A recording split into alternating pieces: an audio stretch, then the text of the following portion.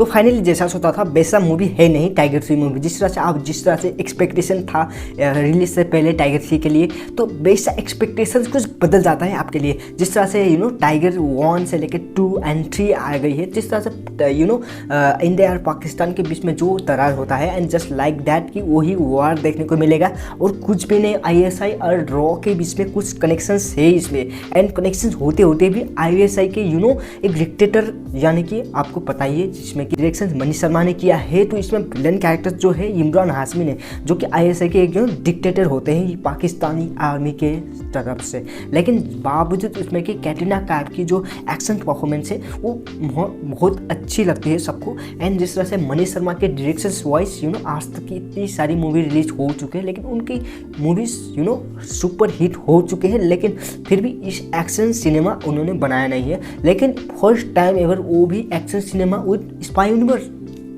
इतनी जल्दी। लेकिन आपको सबको पता है कि टाइगर सीरीज में डायरेक्टर्स हर चेंज हो रहे हैं। 1 से लेकर 2 से लेकर कबीर खान, अली अब्बास जफर, मनीष शर्मा, किसी का परफॉर्मेंस दरार यानी कि कंपैरिजन किया जाए तो अली अब्बास जफर सबसे टॉप पे लिया जाता है। जहाँ की टाइगर जिंदा है, जो जिस तरह से उनके जोक्स में इतने सारे कलेक्शंस किया था, लेकिन टाइगर 3 देखोगे वो एक्सपेक्टेशन कुछ बदल ही जाएगा। लेकिन मैं ये नहीं बताता हूँ कि आपको मैं डिसअपॉइंट नहीं करना चाहता हूँ, लेकिन कमेंट में गालियाँ हो सकता है, लेकिन उसको बाद में अनसुना करके मैं इस वीडियो को बना रहा हूँ, क्योंकि टाइगर 3 के र्यूमर्स इतनी खड़े हो रहे हैं, डायरेक्टर्स से चेंज हो रहे हैं, एंड डायरेक्टर्स की डायरेक्शन अच्छा नहीं है, एंड सलमान खान की परफॉर्मेंस अच्छा नहीं है, एक्शन सीन्स नहीं है, एंड उसके बावजूद इसमें कि इमरान हाशमी का जो कैरेक्टर्स है कुछ अलग तरीके का है। लेकिन जिस तरह से टाइगर सीरीज में जो विलन है, तो उनसे तो बेटर इमरान हाशमी लगते ही इसमें की, जहाँ की ISI की डिक्टेटर है, पाकिस्तानी आर्मी के डिक्टेटर लगते हैं। एंड जिस तरह से इसमें कि रॉ और ISI के बीच में जो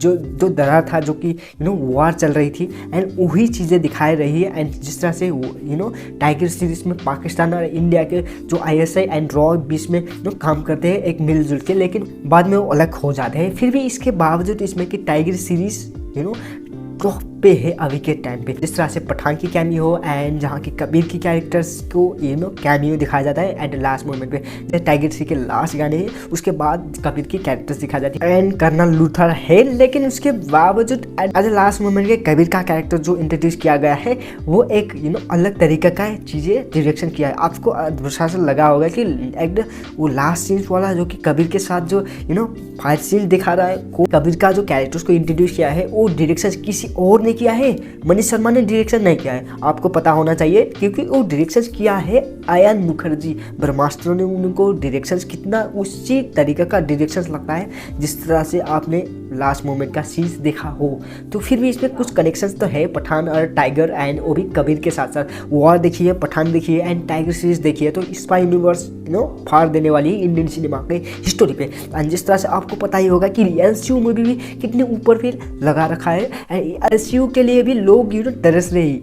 उसके बाद क्या आने वाली है, केची आई, विक्रम आई, विक्रम के बाद लियो आई। लियो के डायरेक्शंस भी लोकेश कनगराज कर रहे थे। जिस तरह से अगर इसी तरीके के डायरेक्शंस हो तो इतने डीपली उसमें मिस्टेक ढूंढना गलत ना हो, तो जस्ट लाइक कि स्पाई यूनिवर्स पे भी ऐसा हो तो कुछ अच्छा हो सकता है मेरे ख्याल से। अगर इसमें डायरेक्शंस अच्छा है तो एक ही डायरेक्टर्स यानी कि सिद्धार्थ आनंद ने, इसमें कि पठान के बाद उन्होंने वार और पठान में उन्होंने सिद्धार्थ आनंद ने डायरेक्ट किया है, तो सिद्धार्थ आनंद को ही डायरेक्ट करना चाहिए।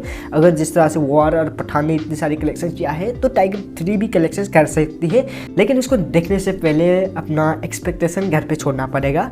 तो आज के लिए इतना ही। अगर वीडियो पसंद आए तो लाइक शेयर एंड सब्सक्राइब जरूर कीजिए। तो मिलते हैं अगले वीडियो पे।